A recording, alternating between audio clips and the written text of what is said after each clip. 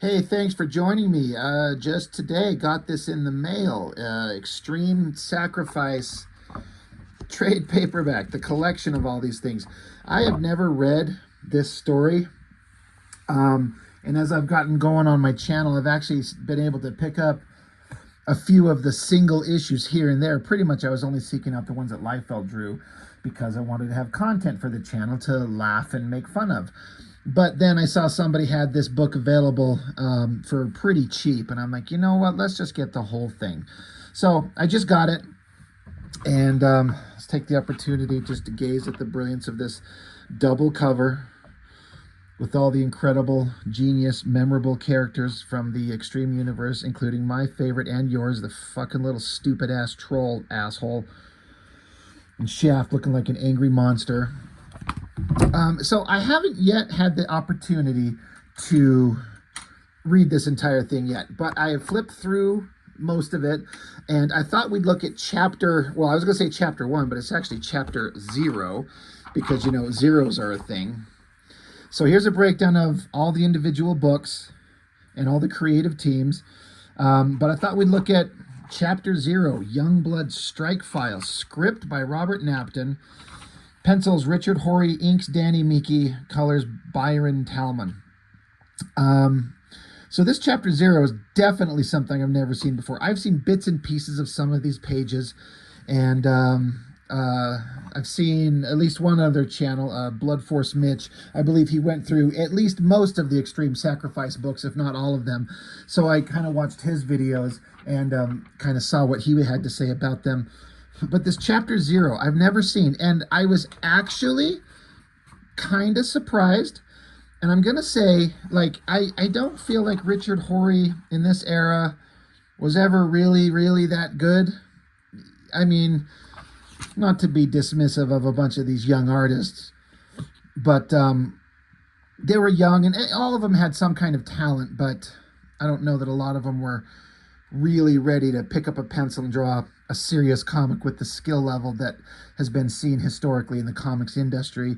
So I don't mean any disrespect to anybody, but in my opinion, from what I can see, it looks like Danny Miki saved this art job in a big way to make it actually look really good. Starts out here with the big splash page. It says, "Chapel, wake up, Chapel. I said wake up." So there's a couple things going on here in terms of story and then the art. Starting with the art, I got to give it to Richard Horry. Having this, you know, there's a bunch of different ways this could have been done, but you're supposed to have this one skinny panel that's all blacked out to indicate, you know, whoever, it's Chapel, obviously. He's out, he's unconscious. And then the next panel, a little bit of flash of light, and then it's like he opens his eyes, and this giant monstrous face is right there, like right up close to him. So this monster design, it looks something out of a McFarlane Spawn kind of thing, and it also looks like a cliche evil monster, like pointy eyes, bunch of teeth.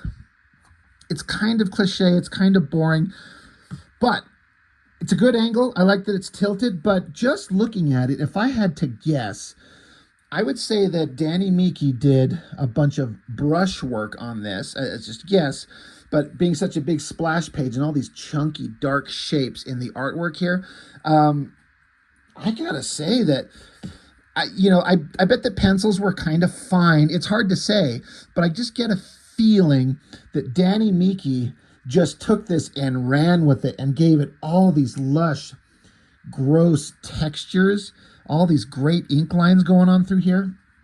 I really feel like Danny Miki took this to the next level. I don't know. I wish I could see what the pencils could have looked like, but that's just kind of my guess. That looks pretty damn good for a simple evil monster face. And then the other thing is I just recently, in recent weeks, finished going through the regular Youngblood series, and it ended with Chapel facing off against Spawn, and all of us, for the most part, know the basic story, the connection between Todd McFarlane's Spawn, how he was killed and went to hell and comes back as the demon minion of Malbolgia, that whole Todd McFarlane story. And I guess him and Liefeld got together and worked it out that Chapel, the member of Youngblood, is the guy who killed Al Simmons and sent him to hell. Well, now things have gone terrible for Chapel himself. He finds out that Spawn is Al Simmons, so the guy that Chapel killed and sent to hell has come back with these vast, amazing powers. And so Chapel's like, I want that. And so I reviewed that issue where it, at the time, was kind of a big deal. It was a big double-page spread of Chapel blowing his own brains out, which in retrospect wasn't really that gruesome or that impressive anyway. But the idea was kind of like, this was, in theory, a major character from the Youngblood team just offing himself and, to send himself to hell. I had never, ever seen the follow-up story to that, which is what this is. And that's why I wanted to go through this first chapter 0. It's just 12 pages or something like that. But this was like a revelation of the story that I'd never known. Having read it, this first little chapter, like I said, I haven't read the whole book, but I did read this first part. It's not like I just got some amazing missing piece to the story that just changed everything. Like, oh my God, this is the thing I've been missing all my life. But at least I kind of know now. So that's what this whole setup is. But as far as the art, again, Richard Horry, right? Yeah, Richard Horry pencils, Danny Miki inks. Just looking at everything here, the same kind of thing. This looks like a McFarlane kind of, looks like kind of the design of those Violator monsters, sort of, from Spawn. But the inking on this, I feel like this is Danny Miki making this thing shine as much as it is. So we got Chapel. He kind of wakes up. He's got his ridiculous face paint on in hell, which is fine. And so he wakes up and says, you don't have to scream. I'm awake, I think. Or am I? Is this hell? The monster says, hell? Of course not. It's not hell. This is limbo. And I am its keeper, Nazarot. Go towards the threshold. All will become clear. So then Chapel says here, look, this is real simple. I just want to be a Spawn. So I like that they continue with that storyline, that was set up. Like, this is literally after he blew his own brains out. He's here in hell, and he's like, I want to be a Spawn. How do I get to do that? So this giant whatever the hell monster, he says, a Spawn? No, no, no. More is meant for you than being one of Malbolgia's playthings. This is where your path lies, Earth, Washington, D.C. It is the time of the hellfire, near the end of the 21st century. So it also looks like Chapel's walking around wearing nothing. Like he's naked, but this big, long, like Jedi cloak with a little Spawn skull clasp around his neck. And you'll notice here, in this drawing, Chapel doesn't have his skull face paint like he does up here. It's like the same double page spread, but you can't remember to either leave the paint on or leave it off. Good job, guys. But so naked Chapel's walking around. He's like, has there been a nuclear war? And the monster says, haha, no. Has there been nuclear war? I forgot how whimsical you could be, Chapel. So Chapel says, so we've met before? Oh shit, double page spread. We got to flip it over. The monster says, you'll see. Look behind you. So then we get this giant spread that we got to flip the book over, and it's kind of all right. Big, giant, monstrous guy riding horse and some others following him. Horses are hard to draw. That's kind of okay. I also feel like the coloring in this book is pretty dang good. But, these guys come charging through, and whoever this is supposed to be says, tonight we feast on the flesh of Lucifer's children. And then we literally have Chapel going, whoa. He's like doing a Keanu Reeves thing. And again, he doesn't have his skull face paint on. But then the monster keeps telling Chapel, those are the 4 horsemen of the apocalypse, but they are led by a 5th. You, Chapel. You're like, oh, okay, that's where we're going. So Chapel continues while he stands here, again, completely naked. Luckily, we shouted out his dick. He says, me? Look, I'm here to be a Spawn, not some goddamn horseman of the apocalypse. And the monster says, like your own Washington, hell has its petty internal squabbles. When you first arrived, many of the sublords saw you as the one who could dispatch Lucifer, end his stranglehold over the myriad levels of hell. Chapel says, well, let me see if I got this. I ain't a Spawn. Instead, I'm a 5th horseman, and I'm supposed to kick the devil's ass out of hell? The monster's like, something like that. And he's like, well, that's just fucking great. The monster says, believe me, Chapel, you grew to savor it. So then we get to a big splash page where I guess this is supposed to be Chapel. It says, after a time, you became more powerful than even the sublords could have imagined. Your will extended throughout every level of hell. Lucifer fled in terror and hid among humanity. But your ambitions were admirable. You chased the serpent's tail. So it's like this jackass, ridiculous loser character Chapel is so fucking awesome. He goes to hell. He literally scares Satan out of hell itself and takes over. Chapel has not earned that as a character. He's a big nobody. He's a big violent murderer, and he's a nobody. And so it's just trying to give the character this gravitas that just doesn't exist. This is not a bad drawing for like a 90s aesthetic, giant, overly muscled thing. Compositionally, you probably shouldn't have cropped out his arms at the wrist and the top of the page. Looks like he's just strung up in some kind of like BDSM torture device, and he's probably getting a butt plug shoved up his ass, and he's loving it. But he's in hell, so that's what happened. Or maybe I don't know. Some people that's heaven, probably.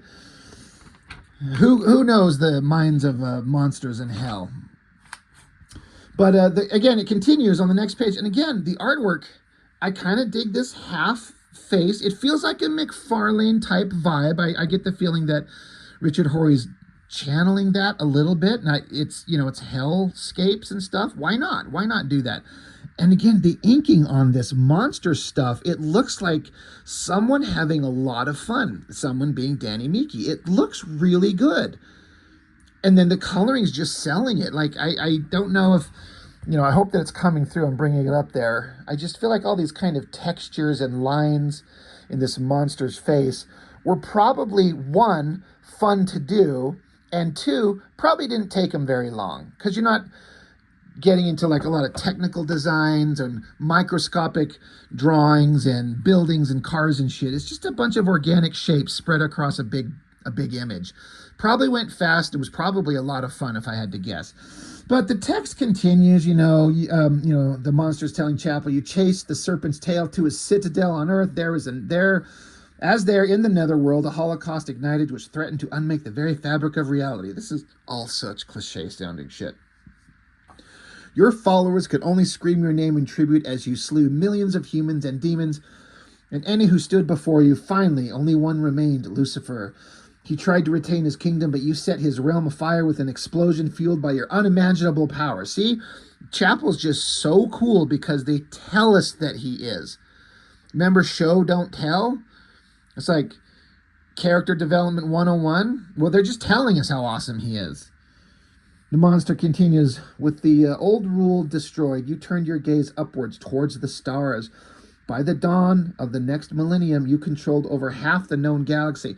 So that's a story element I don't think I've ever heard before, where the demonic monsters of hell leave Earth and conquer the galaxy. It goes from like horror to sci-fi.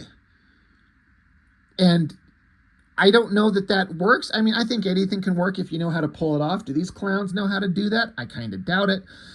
But it's something I'd never heard, An evil undead spirit monster usually just wants to conquer Earth and rule over humanity and all of the spirit worlds, not go off and conquer the Romulans and the Klingons off in a distant corner of space and become the new empire for the Jedis to fight or some shit like that.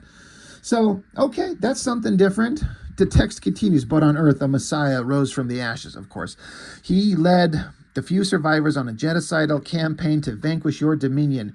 He was called the Newborn, no doubt an homage to his powerful new gene parents, Dash and Rain.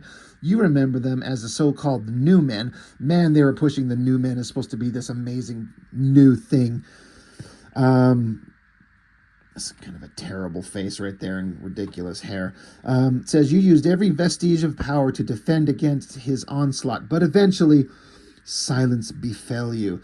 Kind of don't mind the hand and the sword drawn here. More effort put into making that a believable, realistic-looking kind of three-dimensional weapon than certain other artists who shall go unnamed. And again, I like the inking and this image of the kind of silhouette shot of these guys battling down here. That's pretty sweet. So then it continues, the new And the newborn child brandished your head, triumphant in his quest to restore order to Earth and the galaxy. So he's like, I don't know, Constantine and Luke Skywalker rolled into one giant, stupid, fucking idiot hero character that we don't care about. So then Chapel's down here, and then he's got just this little glowing skull face on his head, under his hood. And he says, you make it sound like this already happened, but I just got here. So the monster says, in limbo, time is incidental. Indeed, these events have already occurred, but you have been resurrected. Lucifer fears you still. His whereabouts are unknown, but hell awaits your command, my Lord Chapel. So then it just suddenly flips over, and the next page, that guy's just standing there. And I'm like, did Chapel just turn into the monster? Did he just suddenly become this guy and gets like the Conan the Barbarian wrist clasp things and the Masters of the Universe belt with a skull and the little dick scarf thing that he wasn't wearing before, and he grew horns, and like he just from there to there become that? This is storytelling fuck up. Storytelling fuck up equals comic suck. Trust me. So he's like, of course, Nazareth, the shock of my rebirth clouded my mind. This time I will be triumphant and slay the newborn brat before his power can reach fruition. And then just sitting off into the side somewhere, not anywhere, nothing established. Just, there's this fucking idiot. He's like, sounds like you could use some help this time around. My name is Crypt. And so it begins. And like, it's got to be the most badass motherfucker because he's sitting on a pile of skulls. So that's it. That's the end of chapter 0. Childish and stupid. Makes no sense. It's cliche and over. And like we've seen it all before. Richard Horry's art's kind of passable. It's kind of okay. But man, did Danny Inky save the shit out of this job. Really, really good job on the inks on this, I feel.